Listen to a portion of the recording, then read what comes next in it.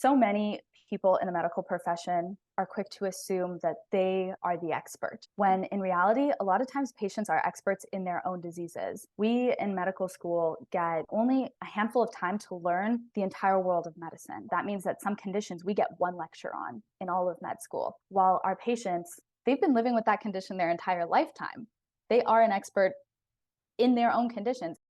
Hi, everyone. My name is Michelle Sen, and today I have the pleasure of interviewing Maya Eylon. She co-wrote the book Preventing Prostate Cancer, Reduce Your Risk with Simple Proactive Choices with Dr. Gavi, Clinical Assistant Professor of Medicine at Stanford University. She is also currently a second-year medical student at Central Michigan University College of Medicine and has worked as a clinical researcher at places like Stanford School of Medicine. Maya caught my interest because she's a fellow young plant-based promoter. And today we're going to find out more about her journey so far and her career aspirations. So firstly, Maya, I'd love to know, how did you learn about plant-based lifestyle? That's a great question. Yeah, so my first introduction to a plant-based lifestyle was actually through my research with Dr. Gavi. So previously, I just hadn't eaten a ton of meat and a ton of animal products, but I didn't really have conviction in why until we started writing our book together. And as I was going through the honestly massive amounts of research that exist on the area of lifestyle and diet and the benefits of a plant-based diet and a whole food diet, it was kind of hard not to have conviction in having a plant-based diet. I'm someone who really leads with information, and once I had that information in my hands, it was easy to say this is a decision that's good for my health. It's good for me. It makes me feel good, and that's kind of how it all started. Fabulous. So how old were you when you went plant-based? So I'm not entirely plant-based still, but I do my best. That was about 3 years ago now. Yeah. Nice. It's Awesome. been a journey. Yeah. Yeah. I try to balance between what works with my lifestyle and what is good for my health. And that's a process in which I have forgiveness for myself and I'm constantly growing in. Definitely. And have you since publishing your book, especially, which talks about those, 4 key things you should eat to prevent prostate cancer, have any of your friends or family maybe thought a little bit more about eating more plants? Absolutely. My family especially. My grandfather had prostate cancer and my dad has certain prostate conditions. And after doing this research, I think they all had also a little more conviction in what they were doing. They all read the book, and we kind of had a shift as a family as a result of that. And I'm not sure so much about my friends, but we've gotten a lot of positive feedback from community members and from people who have read the book. So hopefully it's having an impact.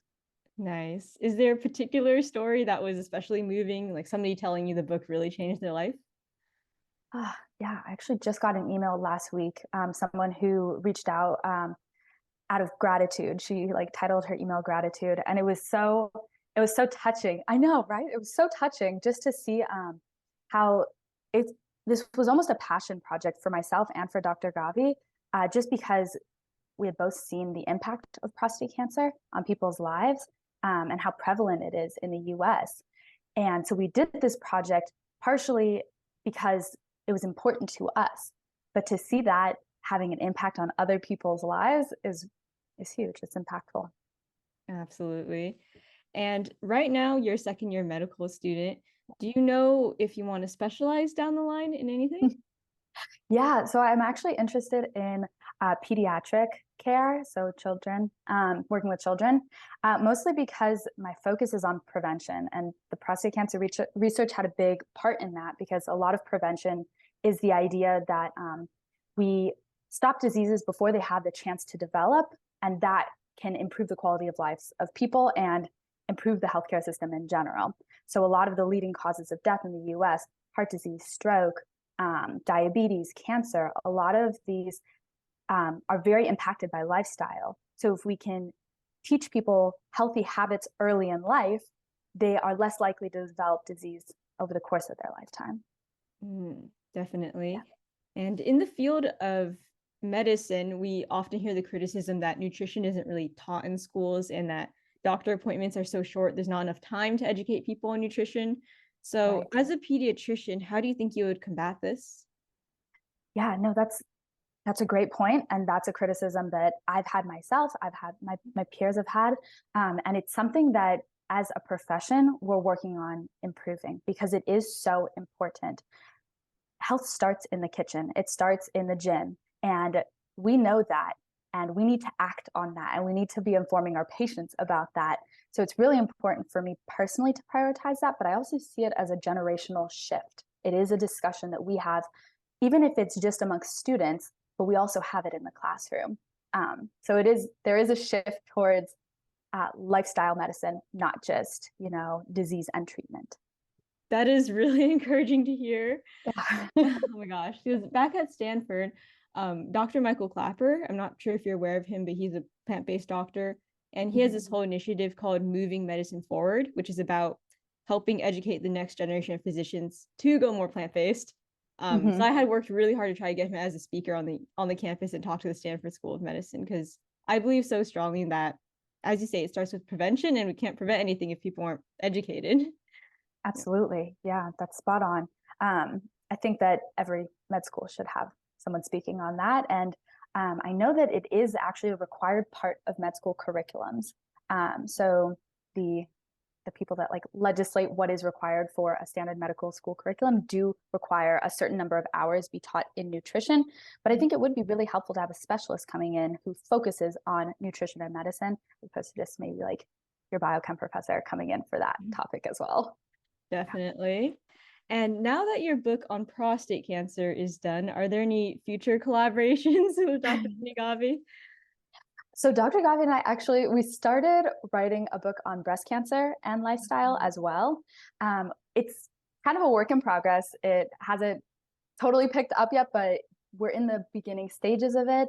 And it's incredible how many, although the recommendations aren't a one-to-one comparison, how many of these lifestyle practices overlap, not just with prostate cancer and breast cancer, but with, again, your risk for heart disease, your risk for diabetes, your risk for all of these leading causes of death in the US. So the potential for projects is kind of endless, but right now we're still highly focused on the prostate cancer book, and that's our number one priority, just making sure the word gets out.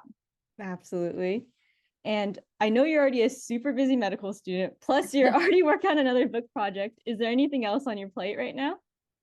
Yeah, so I have a few other like ongoing research projects. We're doing one on differences in treatment for stroke for people for patients who are female versus patients who are male, as well as patients who are minorities versus patients who are white.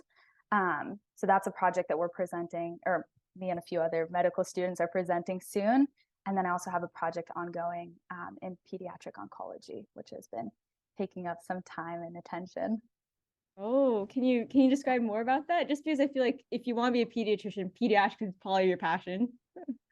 Yeah, absolutely. So I feel like my main passions are like preventive care and peds. So like it definitely is kind of like a split, but it also is very interconnected because of the association between like early habits, lifestyle, and the pediatric population. So the project that I'm working in pediatric oncology is surrounding a new treatment for acute lymphoblastic leukemia. It's a little technical, but it's like kind of standard of care practice for that new treatment option. Oh, wow. I'd love to hear Totally more about that. unrelated. No, that is super cool. I know several people who struggled with childhood leukemia. Thankfully, I've survived it, but it is yeah, just a real problem in today's society. So I'd be very interested in learning later the results of your work.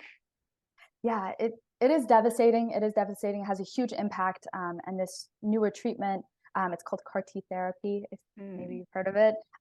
It has incredible success rates. It's very effective. And because it's so new, we're still in the process of kind of developing standard of care practices for the administration of this treatment. And that's kind of what I was working on. Oh, amazing. Thank So you. how do we get kids to eat more veggies or just live healthier lifestyles in general? Yeah, that's such a great question. So in addition to like technical research and school, I love to babysit because I love children. And one of the families that I babysit for, they are a whole plant, whole grain family. And it's incredible how what you are used to, what your parents introduce you to, what's the norms in your home and your household impacts your own diet. So that child, he grew up eating raspberries as dessert and strawberries as dessert. And like, that's what he craves now. He craves fruit instead of cookies like another child might. And he loves tofu. Another child might not touch tofu if they weren't introduced to it early in life, but he loves it and he asks for it actively.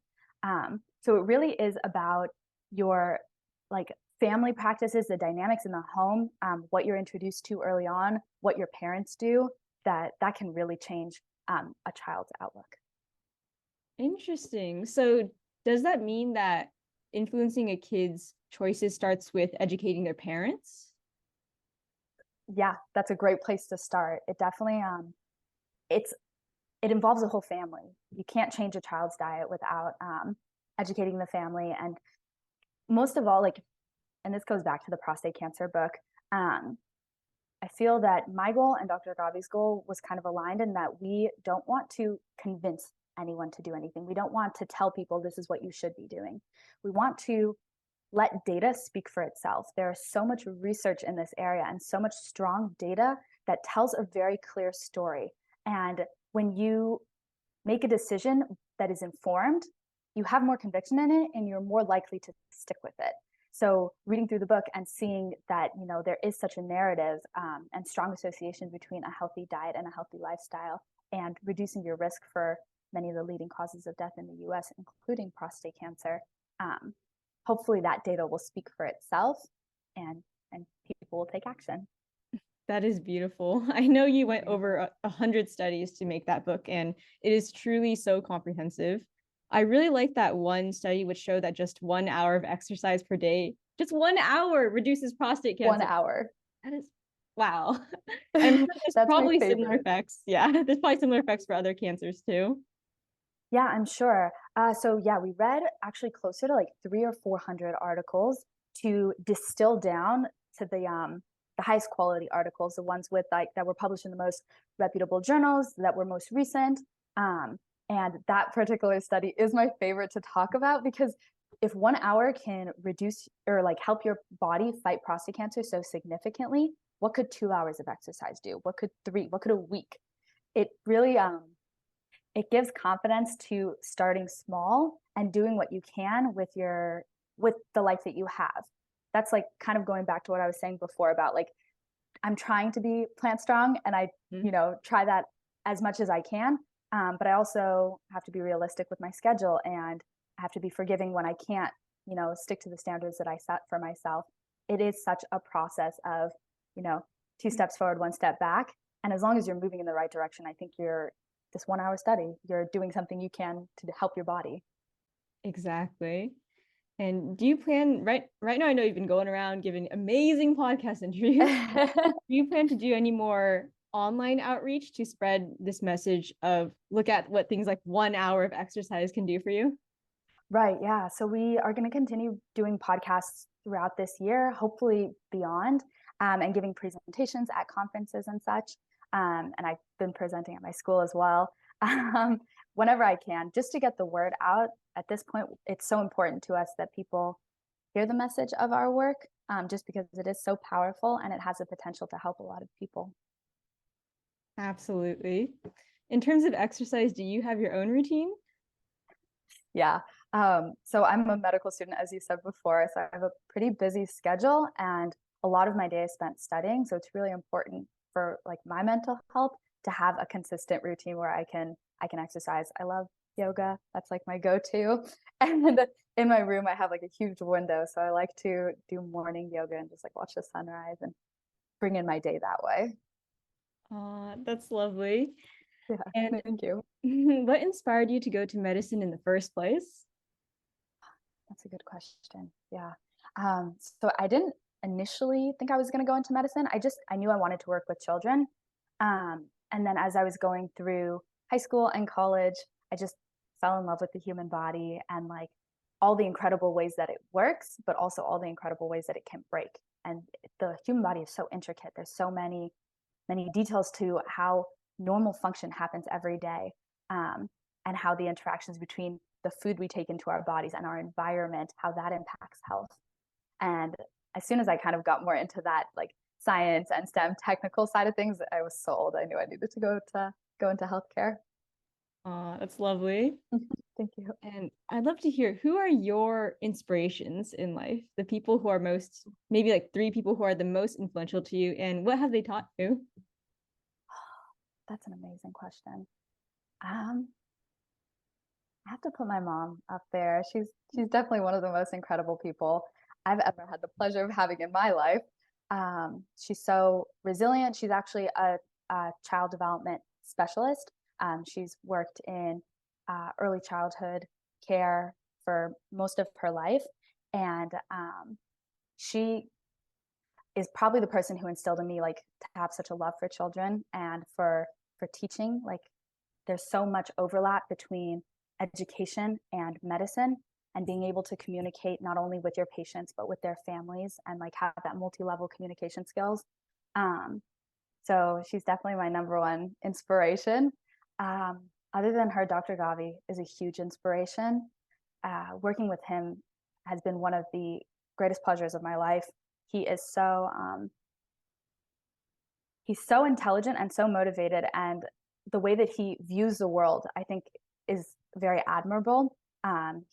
He worked at Harvard, he worked at Stanford, and he went into his own private practice. And at every stage of the way, he learned from his experiences, and that kind of shaped him into the incredible doctor he is today. And I hope to learn from my experiences in that same way. And then number 3, I've had the pleasure of working with Dr. Leora Schultz for the past year. She's the person who I worked with in pediatric oncology, and she is one of the like forefront heads, like cutting edge in research in CAR T cell therapy. And it's very inspiring to see someone balance a full life. She has quite a few children, and she's an incredible pediatric oncologist, and she is at the forefront of this incredible research and this incredible new treatment option for children. And that's really inspiring for me to see that balance of work and life. Wow, incredible. Fabulous answers, by the way. I really put you on the spot with that. That was really good. I appreciate the question. Like you said, Dr. Benny Gavi has a really admirable worldview. What is it? Yeah, just the way that he interacts with his patients. I think so many people in the medical profession are quick to assume that they are the expert, when in reality, a lot of times patients are experts in their own diseases. We in medical school get, only a handful of time to learn the entire world of medicine. And so, for example, that means that some conditions we get one lecture on in all of med school, while our patients, they've been living with that condition their entire lifetime. They are an expert in their own conditions, and he treats everyone as if they come with so much knowledge as he has. And he's brilliant. He's a brilliant physician, and he has such a depth of knowledge, and he treats everyone with that same respect. And I really appreciate that about him. That is just beautiful. I wish every physician were like that. Seriously. Me too. Wow. And so that's his worldview. What's your worldview or driving purpose behind what you do? Ooh, driving purpose behind what I do. That's a good question. I think one of the big motivators that I have in life, for example, when people generally see suffering, when they see people who are going through something, I think it could be a tendency to draw back, to like recoil, and to maybe look inward. But one of my motivations is when I see suffering, to reach out and to try to be there for someone, if not like with a solution, just to, empathize and to be there next to them as they're going through something. And I think that is a huge tenet of medicine, just being there for your patients as an expert, but also as a friend with empathy. And so that's one of the big like emotional drivers of what I do. I also really believe in preventative medicine. I think that is like at the core of like why I went into medicine. Just being able to stop diseases before they develop. I've seen so many people impacted by preventable diseases that if they had maybe changed their lifestyle earlier in their lives, they wouldn't be dealing with now, and the repercussions of those diseases. So that really motivates me professionally. And then also just continually doing research, continuing to explore. I'm a very curious person. So continuing to discover and hopefully help change people's lives through those discoveries.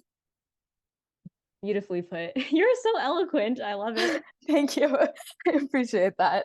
You're asking great questions. Thank you. I love how you said how you're all about prevention and especially preventing diseases in younger people. I continually run up into the issue of younger people not caring about protecting their health because they simply haven't gotten those chronic lifestyle diseases yet. So how do you get through and motivate them to take action? Yeah, that's an important question to be asking, because it's hard to put yourself in the shoes of someone else if you've never experienced that. I mean, especially when you're young, you feel like you're invincible. Nothing's ever going to hurt you. I think that's kind of where we have this like concept in medicine called motivational interviewing, where it's the idea that a patient kind of leads their care. So you kind of meet patients where they're at, not necessarily where you want them to be at or where you think they should be at. So you kind of ask open-ended questions, and you try to ascertain where their interests are, where their challenges are, so that you can kind of meet them in the middle, help them where they need to be helped. And so I think that would be the best way to go about things. Even if something doesn't seem important to you, it might be really important to them. And that's kind of the way that you can best figure it out, like where their priorities are, if that makes sense. Oh yeah, that definitely makes sense. I went to a little bit of master's in counseling school, and we also learned about motivational interviewing, finding out what's their why, and then leaning off that. Exactly. That is so cool. Did you continue in that program, or are you like still in it? No, I've taken a leave for now.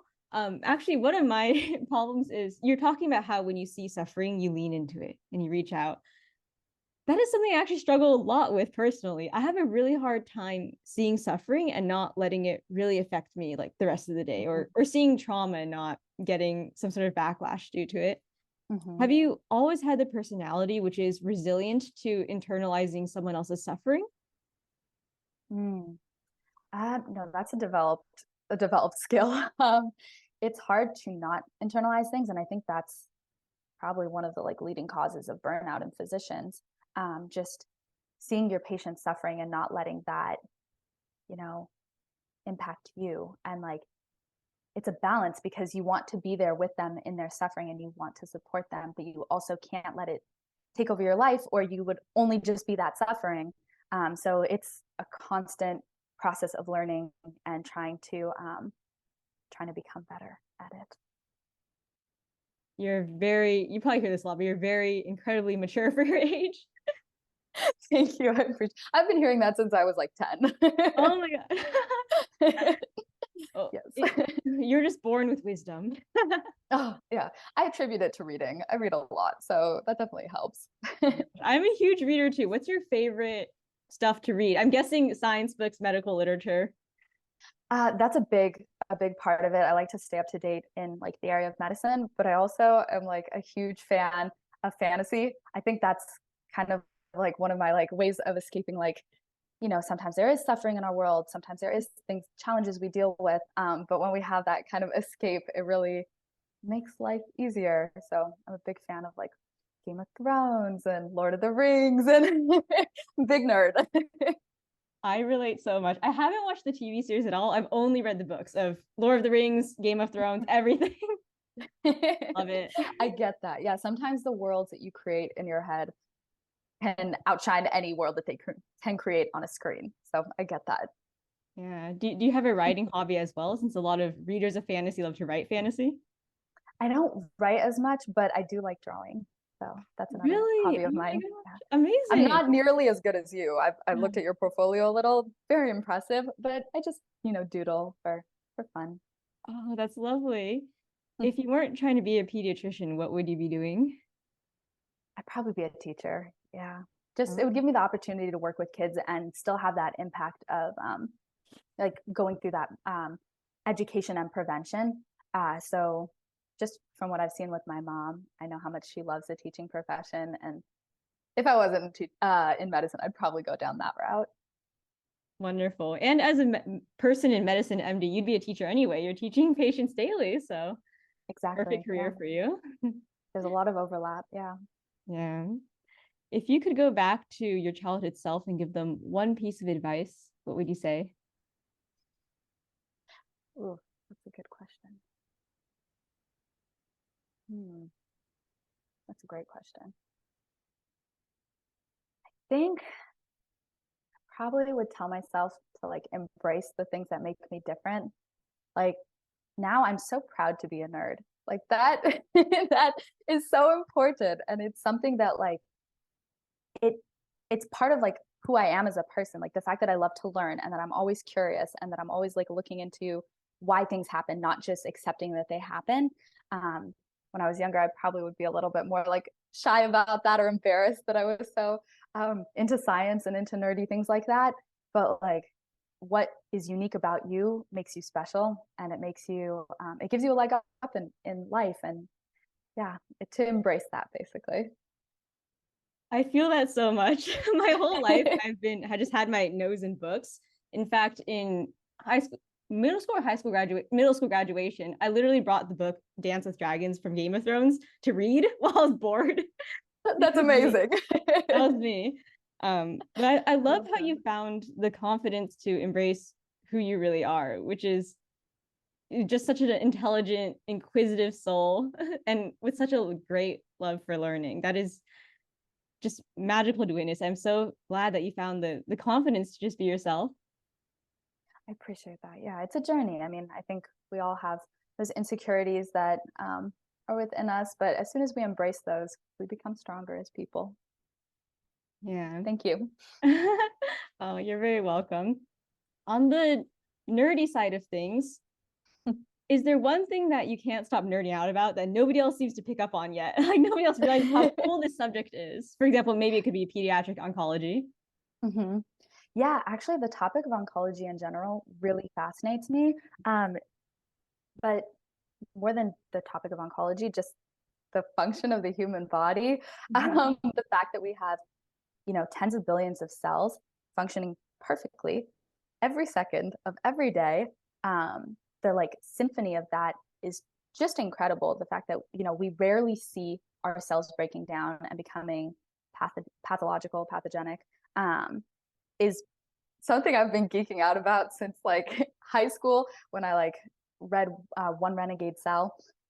It's a great book, and it basically just like outlines the fact that like 99.9% of the time we have a perfectly functioning machine that cannot be matched. Like that, it's just incredible how well we work, and then yeah, just the most of the time.